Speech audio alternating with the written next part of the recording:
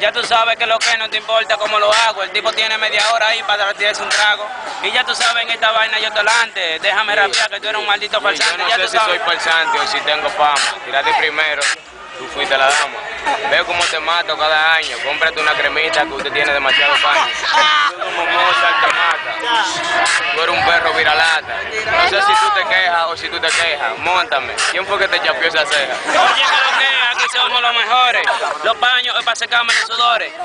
Y ya tú sabes que en esta vaina estoy frustrado. Yo soy el imaginario y ya te tengo pacao. Ya tú sabes que lo que es mi mano, que estamos aquí en 50. En esta vaina por eso tú diste 30. Ya tú sabes cómo quieres, Juan te explotó. Ven acá, 500 pesos ese reloj. 500 pesos ese reloj, yo soy la para. Recuerda que yo soy... Ok. 500 pesos ese reloj, yo soy la para. No cuestan 500, eso es un Dolce & Gabbana. Yo soy un hombre y tú eres una chamaquita. ¿Y cuánto diste? Me dio un peso por esa gomita.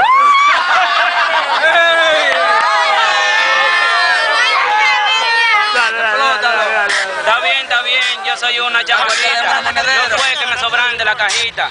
Ya tú sabes, compadre, no que diga. En esta vaina trabajo poniendo liga. Ya tú sabes que en esto es improvisar. Te digo cuando yo cobro 2.000 pesos semanales. En esta vaina, compadre, ya a ti te mato. Dime a bailar, ¿a ti te hieden los sobacos? ¿Me hieden los sobacos? No, oye, guanajo, a mí no me hiede. Eres tú el que tiene grajo.